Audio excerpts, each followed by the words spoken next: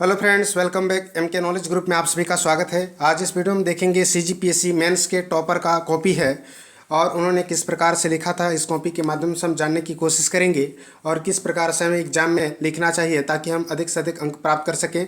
आज इस वीडियो में हम देखेंगे economics of India and Chhattisgarh, geography of India and geography of Chhattisgarh, जो पांचवा पेपर होता है जिसमें 200 नंबर का क्वेश्चन पूछा जाता है। Economics of India and Chhattisgarh से 100 नंबर के क्वेश्चन, 75 नंबर के क्वेश्चन होते हैं और जियोग्राफी ऑफ इंडिया से 50 नंबर के क्वेश्चन होते हैं और जियोग्राफी ऑफ छत्तीसगढ़ से आपका 75 नंबर के क्वेश्चन होते हैं। इस प्रकार से इन्होंने 200 में 120 अंक प्राप्त किया है। बहुत ही अच्छा अंक कहा जा सकता है। सभी प्रश्नों को इन्होंने हैंडल करने की कोशिश की है। चलिए हम बात करते हैं कि किस प्रकार से इन्होंने लिखा था और अच्छे से अंक प्राप्त किया है। चलिए हम बात करते हैं। पहला क्वेश्चन हमारा है, इस प्रकार से आप देख पा रहे होंगे कि छत्तीसगढ़ के किन जिलों को जैविक खेती योजना के अंतर्गत शामिल किया गया है। तो भारत और छत्तीसगढ़ की जो अर्थव्यवस्था economics of India and Chhattisgarh का पूछा जाता है जिनमें 75 नंबर का, तो उसमें आप समझ सकते हैं कि लगभग 40 नंबर का छत्तीसगढ़ से और इसी प्रकार से 35 नंबर का आपका लगभग इकोनॉमिक्स ऑफ इंडिया का पूछा जाता है। तो इकोनॉमिक्स में महत्वपूर्ण रूप से जो योजनाएं चल रही होती हैं और करंट अफेयर्स में जो महत्वपूर्ण योजनाएं चल रही हैं उन सभी चीज़ों के बारे में पूछा जाता है। तो इस प्रकार के जो है किस प्रकार से इन्होंने लिखा था, जैसा कि आप देख पा रहे होंगे कि छत्तीसगढ़ में जैविक खेती योजना 2006-2007 से प्रारंभ है, जिनमें गरियाबंद, नारायणपुर, बीजापुर, सुकमा, दंतेवाड़ा सहित 5 जिलों को शामिल किया गया है। इस प्रकार से इन्होंने टू दी पॉइंट आंसर लिखा है और 2 नंबर पाया हुआ है। गोकुल नगर योजना के बारे में लिखना है। गोकुल नगर योजना कृषकों और पशुपालकों को उनके आय के क्या होता है सृजन में से जोड़ती है और पशुपालकों के पशु उत्पादकों के मंडी व बाजार उपलब्ध कराकर उनके आर्थिक सशक्तिकरण का मार्ग भी प्रशस्त करना यह उद्देश्य है। तो इसको भी आप बहुत ही अच्छे से लिखे हैं और इस प्रकार से इन्हें 1.5 नंबर प्राप्त हुआ है। उद्योगों के किन क्षेत्रों में अगर हम बात करें तो शामिल किया गया है, which sector are included in industries. तो द्वितीय क्षेत्र में सम्मिलित उद्योग में निर्माण, विनिर्माण, खनन, उत्खनन, विद्युत एवं जलापूर्ति को शामिल किया गया है। तो इस प्रकार से इन्हें 2 नंबर इसमें भी प्राप्त हो जाता है। तो निश्चित रूप से यदि टू दी पॉइंट आप लिखते हैं तो इस प्रकार की चीज़ें आपको मिलता है। नेक्स्ट हम बात करने वाले हैं छत्तीसगढ़ राज्य के विकास मूलक कार्यों का वर्णन करें। तो इसमें विकास मूलक जो कार्य होते हैं उसको काफ़ी अच्छे से लिखना होता है, जैसे कि इसमें 1 नंबर इन्हें मिला हुआ है। देखते हैं क्या लिखा है इन्होंने। छत्तीसगढ़ के विकास मूलक कार्यों में सामाजिक, आर्थिक, सांस्कृतिक योजनाएं शामिल हैं, जहां शिक्षा हेतु बेटी पढ़ाओ बेटी बचाओ, सुकन्या समृद्धि, कस्तूरबा गांधी विद्यालय योजना का नया जो है आपका जतन, नोनी सुरक्षा योजना, जननी सुरक्षा योजना कार्यरत है। तो और भी महत्वपूर्ण जो राज्य शासन द्वारा महत्वपूर्ण योजनाएं चलाई जा रही हैं उन सभी योजनाओं को भी आप इसमें इनपुट अच्छे से कर सकते हैं। नेक्स्ट हम बात करेंगे छत्तीसगढ़ में चावल उत्सव के बारे में बताइए। तो आप लोग जानते होंगे कि छत्तीसगढ़ में फरवरी 2008 से प्रत्येक 7 तारीख या 6 तारीख के बाद होने वाले पहले जो है बाजार को छत्तीसगढ़ में चावल वितरण योजना मनाई जाती है और यह भी खाद्यान्न सुरक्षा की ओर एक सराहनीय पहल है। तो इस प्रकार से यदि लिखते हैं तो 1.5 नंबर 2 नंबर में मिला हुआ है। नेक्स्ट हम बात करेंगे स्थगन जन्य मुद्रास्फीति से आप क्या समझते हैं। तो इकोनॉमिक्स में महत्वपूर्ण रूप से कुछ परिभाषाएं आपसे पूछ ली जाती है। जब अर्थव्यवस्था में मुद्रास्फीति व मंदी एक साथ होती है, मुद्रास्फीति, स्फीति का मतलब जो समझ सकते हैं कि बढ़ना, यानी मुद्रा का क्या है अत्यधिक मात्रा में उसकी कीमत घट जाती है तो महंगाई बढ़ना ही मुद्रास्फीति कहलाता है। और मंदी का मतलब आप समझ सकते हैं एक साथ जब होती है तो इस स्थगन मुद्रास्फीति कहते हैं। थोड़ा सा और इसे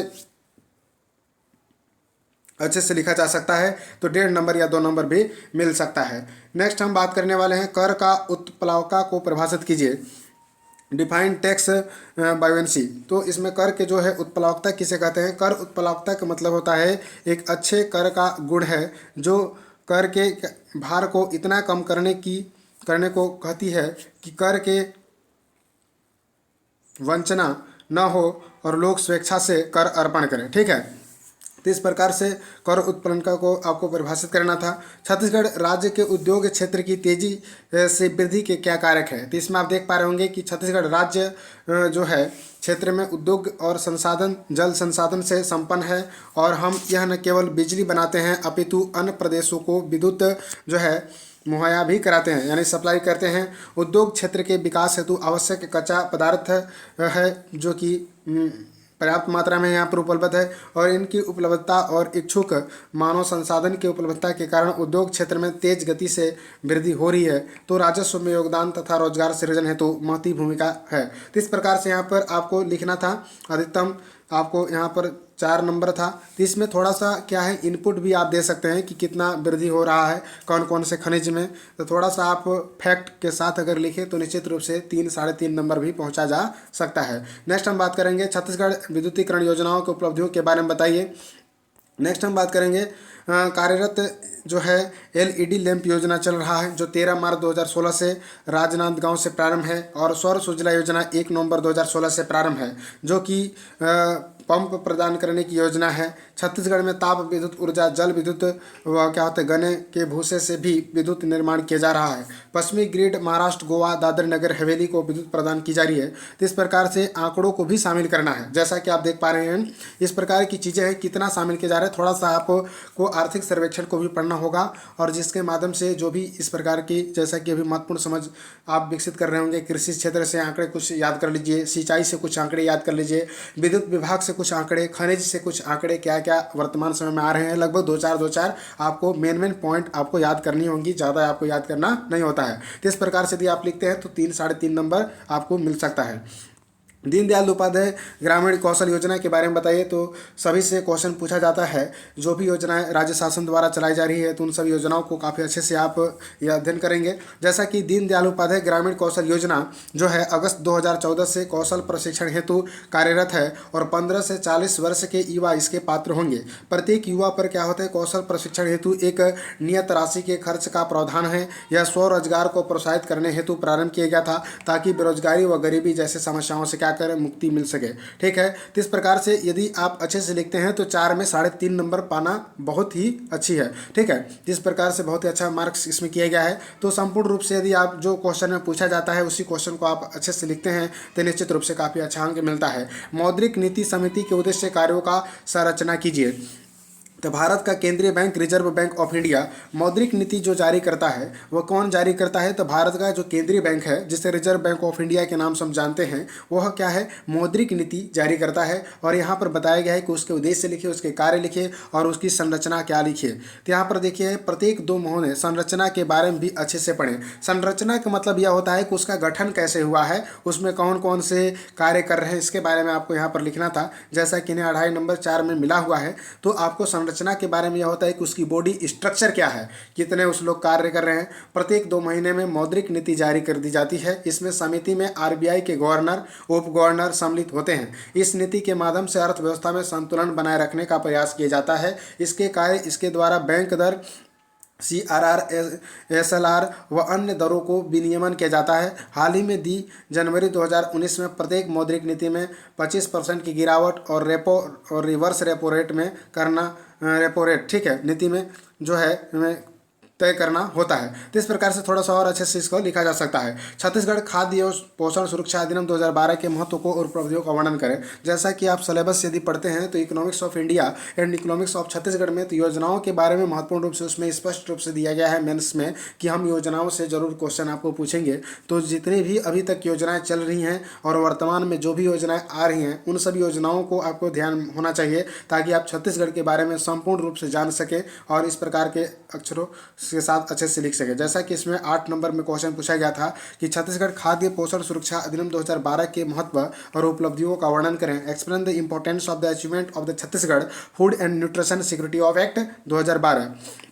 तो काफ़ी महत्वपूर्ण यह योजना है। हमारी छत्तीसगढ़ भारत का पहला राज्य है जहां पर नागरिकों को खाद्य सुरक्षा मुहैया कराने के उद्देश्य से ठीक है उद्देश्य से छत्तीसगढ़ खाद्य एवं पोषण सुरक्षा अधिनियम 2012 लाया गया। ठीक है, नेक्स्ट इसके बाद क्या होता है, भारत में भी यह अधिनियम लाया गया। इस अधिनियम का महत्व इसके नाम में ही निहित है, जिनमें न केवल कुपोषण को ध्यान में रखकर कार्य किए जा रहे हैं। जैसा कि अभी समझ सकते हैं कि कुपोषण को ध्यान में रखकर छत्तीसगढ़ सरकार श्री भूपेश बघेल के द्वारा महत्वपूर्ण योजनाएं चलाई जा रही हैं। इसके माध्यम से भी कई क्वेश्चन पूछे जा रहे हैं। आगामी जो भी मेंस की तैयारी आप कर रहे हैं उसको ध्यान में रखकर आप इसको अध्ययन करेंगे। तो इस अधिनियम का महत्व इसके नाम में निहित है, जिसके न केवल कुपोषण को ध्यान में रखकर कार्य किए जा रहे हैं अपितु महिला स्वास्थ्य सुरक्षा को प्रोत्साहन और इसके माध्यम से बाल मृत्यु दर, मातृत्व सहायता और एनीमिया से पीड़ित के सहयोग हेतु लाई गई है। इसके उपलब्धि इसके लक्ष्यों की प्राप्ति से है, जहां आज क्या है प्राथमिक अंत्योदय और नीले कार्डधारी वृद्धजनों की गुलाबी एवं विकलांगों को विशेष गुलाबी कार्ड के माध्यम से सुरक्षा उपलब्ध कराया जा रहा है। तो निश्चित रूप से इन सभी चीज़ों को आप लिखते हैं तो 8 में से 4.5, 5, 6 नंबर भी मिला है इसमें, तो आप और भी अच्छे से लिखा जा सकता है।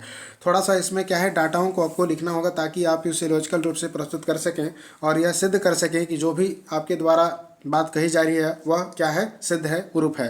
तो छत्तीसगढ़ में बैंकिंग गतिविधियां लगातार बढ़ रही हैं, स्पष्ट करेंगे। तो आप लोग जान रहे होंगे कि बैंकिंग के क्षेत्र में जो महत्वपूर्ण कार्य संचालित किए जा रहे हैं उनके बारे में इसमें दिया गया था। तो बैंकिंग एक्टिविटीज़ और the continuously increasing in Chhattisgarh state of इलवरेट। इसमें लिखना था कि भारत में 1 जुलाई 2014 से डिजिटलीकरण की जो लहर चली है वह 28 अगस्त 2014 के प्रधानमंत्री जनधन योजना जो है के में जारी है। छत्तीसगढ़ जैसे कृषि बहुल प्रदेश में कृषकों को साहूकारों जमींदारों के ऋण के जाल से बाहर निकालने के उद्देश्य से सरकार ने समय समय पर सहकारी समितियों और ऋण माफी की योजना का क्रियान्वयन किया ताकि अधिक से अधिक लोग इसका हिस्सा बने।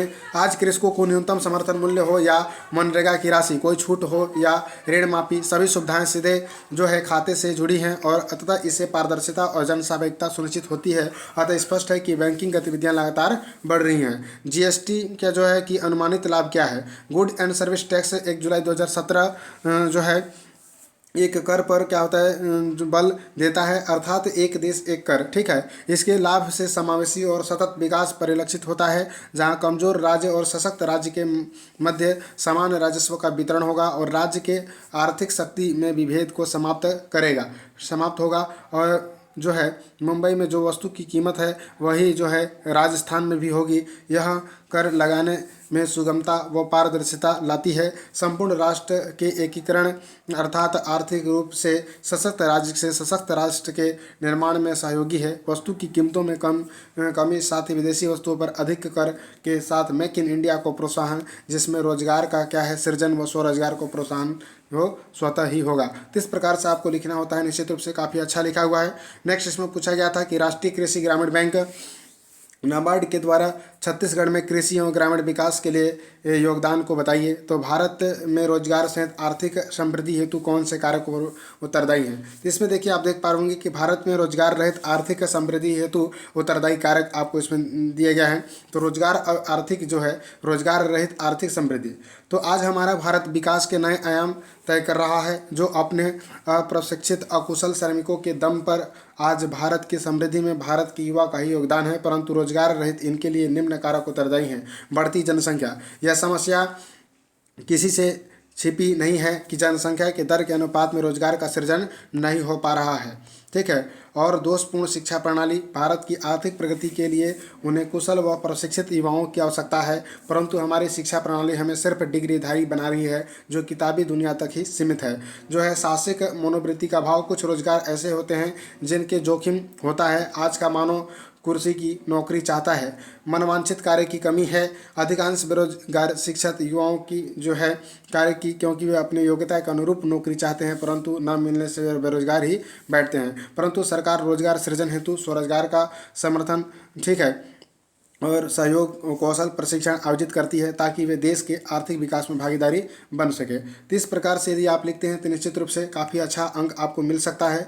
फिर हम इसके नेक्स्ट वीडियो में भारत के इकोनॉमिक्स के बारे में वीडियो लाकर आपके समक्ष प्रस्तुत होंगे। फिर मिलते हैं किसी नेक्स्ट वीडियो में। Thank you very much. जय हिंद, जय भारत।